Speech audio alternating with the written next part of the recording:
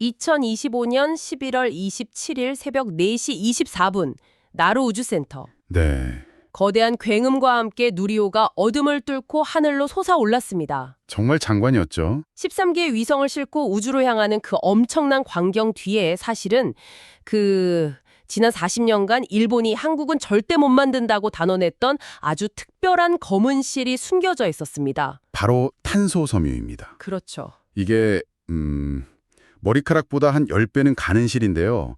강철보다는 10배 강하면서 무게는 4분의 1밖에 안 돼요. 와, 그게 가능한가요? 그러니까 뭐랄까, 강하면 무겁고 가벼우면 약하다는 세상의 물리법칙을 그냥 비웃어버리는 소재인 거죠. 허. 21세기 산업의 판도를 바꾸는 핵심 전략 물자인데 이걸 제대로 만들어서 파는 나라가 전 세계에 딱 3나라뿐입니다. 미국, 일본, 그리고 이제 대한민국. 그래서 오늘 진짜 궁금한 게 바로 이겁니다. 아니, 다른 건 몰라도 제조업, 특히 반도체는 세계 최고인 대한민국이 왜 이 실 한 가닥 때문에 40년 동안이나 애를 태워야 했을까요? 정말 풀리지 않은 숙제 같았죠.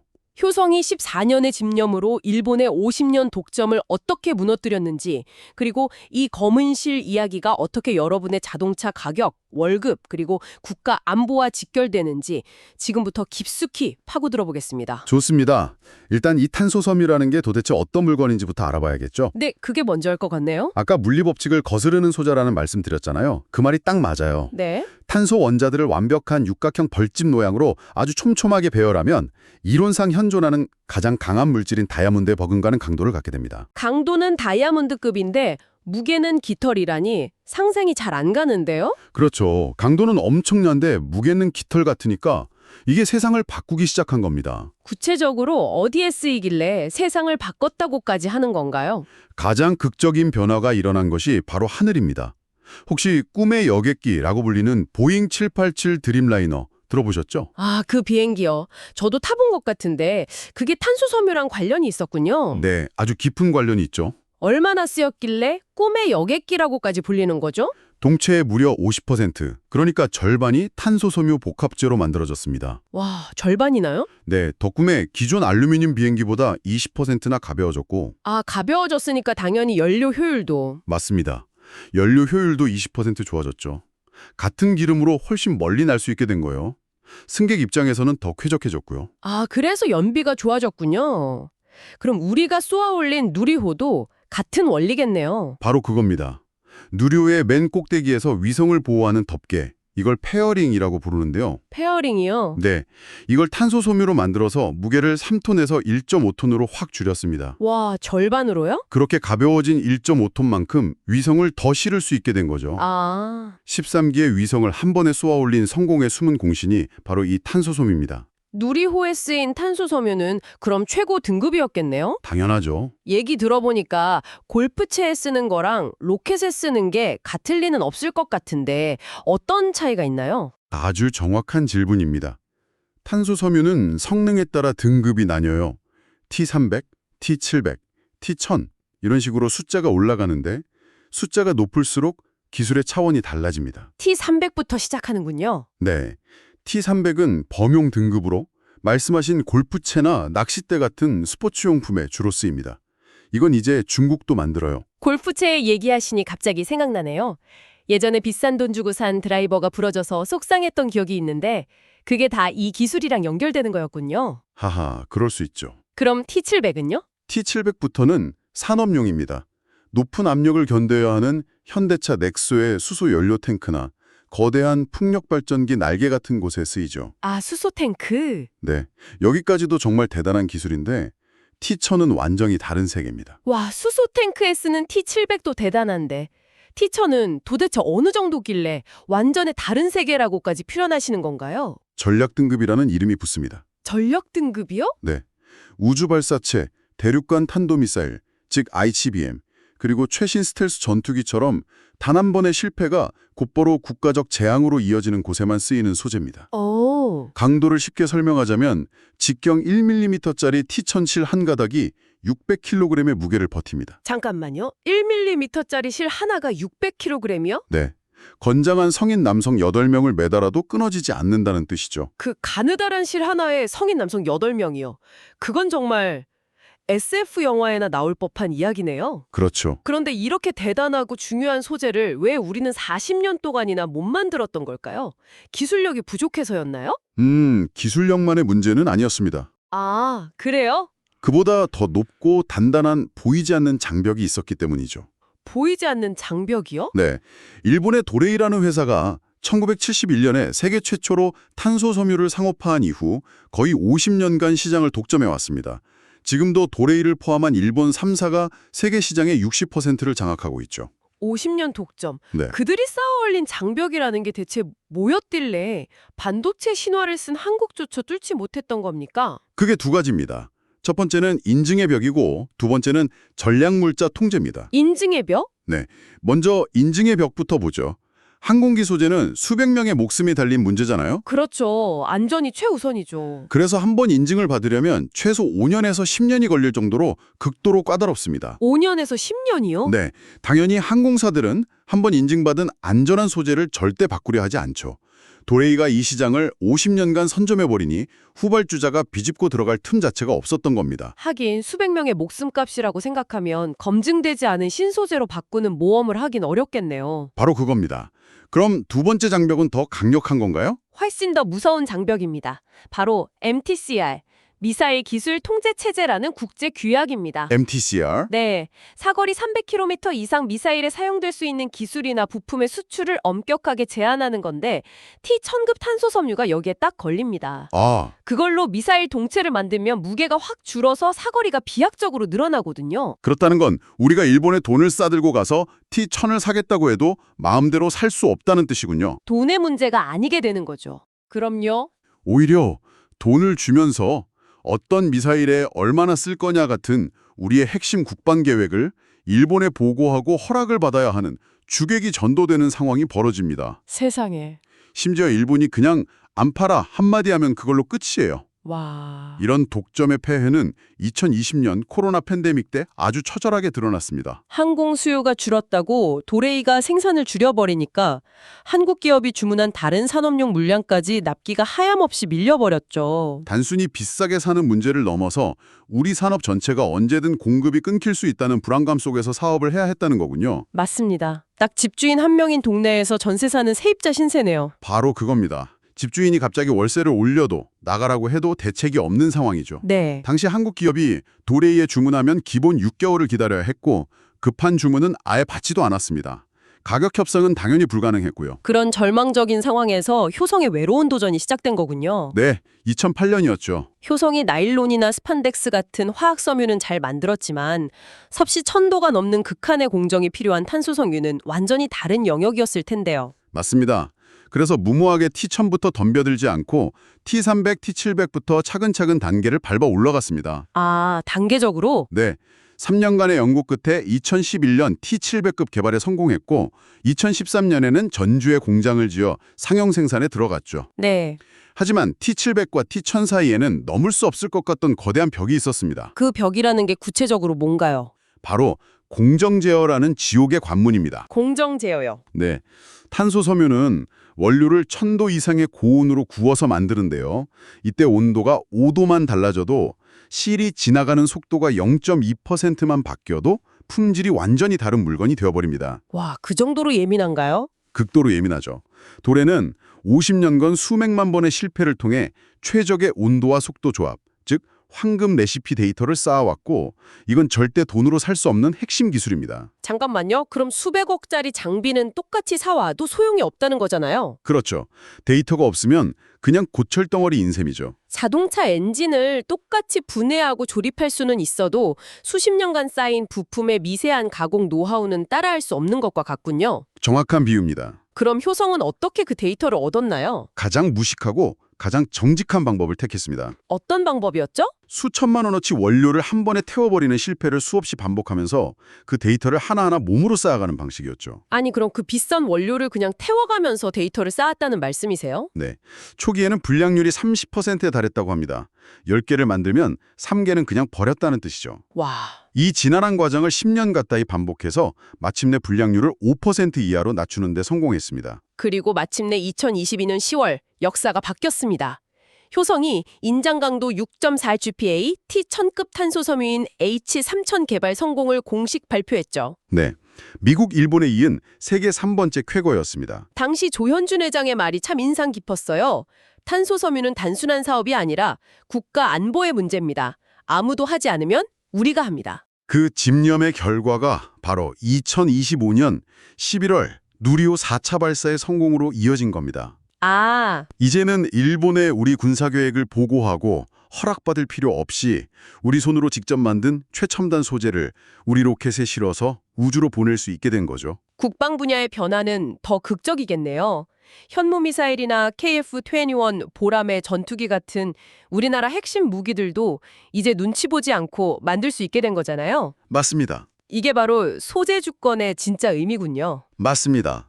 그리고 이 소재 주권을 확보하자마자 시장의 판도가 그야말로 드라마틱하게 바뀌었습니다. 어떻게 바뀌었나요? 효성의 T1000 개발 성공 이후 가장 먼저 나타난 변화가 뭔지 아십니까? 글쎄요. 가격인가요? 바로 가격입니다. 2023년 도레이가 한국 기업에 판매하는 탄소 섬유 가격이 불과 2년 전보다 평균 15%나 떨어졌습니다. 와, 세상에. 15%나요? 아니 그냥 대안이 하나 생겼을 뿐인데 가격이 그렇게 떨어졌다고요? 비싸면 우리 효성 거 쓰면 된다는 말이 가능해지니까 도레이도 어쩔 수 없이 가격을 내린 거죠. 정말 시장 논리가 그대로 적용됐네요. 정확합니다. 그뿐만이 아니에요. 6개월씩 걸리던 납기는 3에서 4개월로 짧아졌고 납기도 줄고요? 네, 살 테면 사라는 식의 고압적인 태도도 어떻게 하면 만족시켜 드릴 수 있을까요? 로 180도 바뀌었습니다. 독점 시장이 경쟁 시장으로 바뀌면서 나타난 아주 교과서적인 변화죠. 일본 내부 반응도 정말 흥미롭더라고요. 처음에는 개발 성공과 안정적인 양산은 다른 문제라며 애써 무시하는 분위기였다면서요. 네, 그랬었죠. 설마 되겠어? 하는 분위기였죠. 네. 하지만 효성이 안정적으로 티탄을 생산하고 누리호에까지 적용하자 분위기가 완전히 바뀌었습니다. 어떻게 바뀌었나요? 일본의 대표 경제신문인 니케이는 반도체처럼 한국에 추월당할 수 있다고 대서특필했고 야후재팬 같은 포털에서는 잠자는 사자를 깨워버렸다, 제조업 최후의 모루가 흔들린다 같은 위기감 섞인 반응들이 쏟아졌습니다. 일본도 이제 위기감을 느끼기 시작한 거군요. 네, 일본이 가장 두려워하는 건 한국 특유의 무서운 양산 능력과 추격 속도니까요. 자, 그럼 이 거대한 변화가 지금 듣고 계신 여러분의 삶, 우리 지갑에는 구체적으로 어떤 영향을 미칠지 한번 따져보죠. 네, 그게 제일 중요하죠. 가장 먼저 수소차 가격이 와닿네요. 현대차 넥소 가격이 약 7천만 원인데 이중 수소 탱크가 30%인 2,100만 원이나 차지한다고요? 네, 그 탱크의 핵심 소재가 바로 탄소섬유입니다. 아, 과거에는 이걸 전량 일본에서 수입했고 여기에는 도레이의 40%에 달하는 높은 마진이 포함되어 있었습니다. 40%나 되는 마진이요? 네, 그런데 이제 국산 소재를 쓰면 이 마진이 사라지는 거죠. 전문가들은 탱크 원가가 최소 20% 절감되면서 전체 차량 가격이 약 420만 원 정도 인하될 수 있는 여지가 생긴다고 분석합니다. 420만 원이면 자동차 등급이 바뀌는 정말 큰 돈이죠. 그렇죠. 연령대별로도 한번 짚어보겠습니다. 먼저 30대 직장인의 경우 효성 같은 소재 기업의 성공은 단순히 한 회사의 성장을 넘어섭니다. 맞습니다. 산업 생태계 전체가 커지는 거니까요. 네, 새로운 일자리가 생기고 기존 일자리의 가치도 올라가죠. 실제 한 연구에 따르면 소재 국산화율이 높아지면서 관련 업종 근로자들의 평균 연봉이 5에서 8% 상승하는 효과가 있었다고 합니다. 40대 자영업을 하시는 분들이라면 지역 경제 활성화 효과를 직접적으로 체감하실 수 있습니다. 아, 지역 경제요? 네, 효성 전주공장과 협력사 직원 3천여 명이 지역에서 쓰는 돈이 연간 500억 원에 달합니다. 이 돈이 동네 식당, 학원, 마트로 흘러들어가면서 지역 상권을 든든하게 받쳐주는 선순환이 일어나는 거죠. 50대 은퇴를 준비하시는 분들이라면 주식시장의 변화를 주목하셔야 합니다. 그렇죠. 투자 관점에서도 중요하죠. 소재 국산화와 누리호 성공이 맞물리면서 한화 에어로스페이스, KAI, 효성 첨단 소재 같은 방산, 우주 관련주들이 시장의 주도주로 떠올랐습니다. 네, 흐름이 아주 좋았죠. 2022년부터 2025년까지 이들 종목으로 구성된 포트폴리오의 연평균 수익률이 15에서 20%에 달했으니까요. 거시적인 국가 안보가 내 노후 자산과 직접 연결되는 순간입니다. 이처럼 소재주권 확보는 추상적인 구호가 아니라 우리 각자의 삶에 직접적인 영향을 미치는 아주 현실적인 문제입니다. 그럼 앞으로의 미래는 어떨까요? 효성의 계획은 정말 야심차더라고요. 2028년까지 1조 원을 추가로 투자해서 전주 공장 생산량을 연간 2만 4천 톤 규모로 늘린다고 밝혔습니다. 네, 이게 완성되면 단일 공장으로는 세계 최대 규모가 되는 겁니다. 세계 최대 규모요? 네, 이렇게 공격적으로 투자하는 데는 다 이유가 있습니다. 앞으로 탄소 섬유 수요가 폭발적으로 증가할 게 확실하기 때문이죠. 아, 수요 예측이 그렇게 밝은가요? 네, 2030년 수소차 시장만 해도 지금보다 20배 성장할 것으로 예측됩니다. 여기에 도시망공교통, UAM, 풍력발전, 항공우주까지 더하면 와, 시장이 그야말로 기하급수적으로 커지겠네요. 그렇죠. 효성은 베트남 공장에서 범용 제품을, 전주 공장에서 티천 같은 고부가치 제품을 생산하는 투트랙 전략으로 이 시장을 선점하겠다는 계획입니다. 하지만 아직 넘어야 할 마지막 산이 남아있다고 들었습니다. 바로 보잉과 에어버스의 항공 인증이라는 최종 관문 말이죠. 맞습니다. 이걸 뚫으면 정말 게임 체인저가 되겠지만 5년에서 10년이 걸리는 험난한 과정이라고요? 네, 그게 마지막 퍼즐 조각이죠. 하지만 누리호 4회 연속 발사 성공으로 기술 신뢰성을 확실히 증명했기 때문에 저는 시간 문제라고 봅니다. 아, 그렇게 보시는군요. 네, 오히려 진짜 거대한 위협은 다른 곳에 있습니다. 다른 곳이요? 어딘가요? 바로 중국입니다. 중국이요? 품질은 아직 멀었다고 생각했는데 양으로 밀어붙이는 전략이 무섭습니다. 양이요? 네. 중국의 탄소 섬유 생산량은 이미 한국의 15배에 달하고 정부의 막대한 보조금을 등에 업고 우리보다 30, 40%나 저렴한 가격으로 덤핑 공세를 펼치고 있습니다. 와, 아직 T1000급 초고성능 제품은 우리에게 미치지 못하지만 반도체나 배터리에서 봤듯이 중국의 추격 속도는 상상을 초월합니다. 아, 마치 14년간 온 힘을 다해 완벽한 수제 맥주 레시피를 개발했는데 옆집에서 정부 지원을 받아 비슷한 맛의 맥주를 반값에 파는 공장을 차린 격이죠. 그 비유를 들으니 위기감이 확 느껴지네요. 일본이라는 큰 산을 넘었더니 중국이라는 거대한 파도가 밀려오는 형국이군요. 네, 맞습니다. 그렇다면 우리의 생존 전략은 무엇일까요? 결국 세 가지 방향으로 가야 합니다.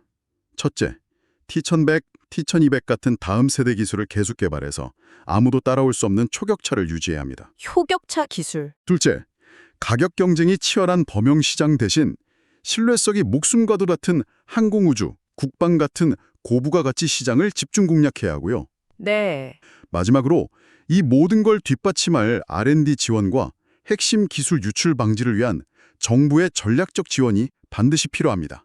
1973년 포항제철이 허허벌판에서 첫 쇳물을 쏟아냈을 때 세계는 비웃었습니다.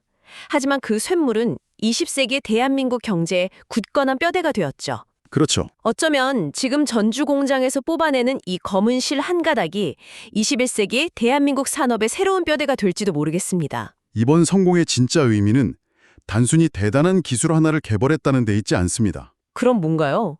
우리에게 드디어 대안과 선택지가 생겼다는 사실, 그 자체가 핵심입니다. 아, 일본의 눈치를 보며 전전긍긍하던 전세살이에서 벗어나 협상 테이블을 수평으로 만들고 우리 산업 전체의 협상력을 끌어올린 소재 주권의 확보. 이것이야말로 14년의 땀과 눈물이 우리에게 준 가장 큰 선물입니다. 때로는 정치가 혼란스럽고 미래가 불안하게 느껴질 때도 있지만 이렇게 보이지 않는 곳에서 묵묵히 대한민국의 미래를 만들어 온 기업가와 엔지니어들이 있었습니다. 네, 정말 대단한 분들이죠. 이들의 노력이 더 큰 결실을 맺기 위해서는 이제 우리 모두의 따뜻한 관심과 정책적 지원이 필요할 때입니다. 효성은 한국은 절대 못 만든다는 일본의 족쇄를 14년 만에 끊어냈습니다. 하지만 바로 등 뒤에서는 중국의 거대한 파도가 밀려오고 있죠. 네. 미래 소재의 패권을 둘러싼 진짜 전쟁은 이제부터가 시작입니다. 이 검은 실 한 가닥을 보면서 다음 50년을 위해 우리 산업이 끊어내야 할 또 다른 보이지 않는 족쇄는 무엇일지 한 번쯤 생각해 보게 됩니다. 오늘 나눈 이야기가 여러분에게 생각할 거리를 주었다면 긍정적인 피드백을 남겨주세요. 더 듣고 싶은 주제가 있다면 여러분의 의견을 알려주세요. 여러분의 피드백은 다음 이야기를 준비하는 데 큰 도움이 될 겁니다. 다음 이야기들을 놓치지 않으려면 구독과 알림을 설정하세요. 여러분의 선택 하나하나가 여러분의 삶을 만들 겁니다.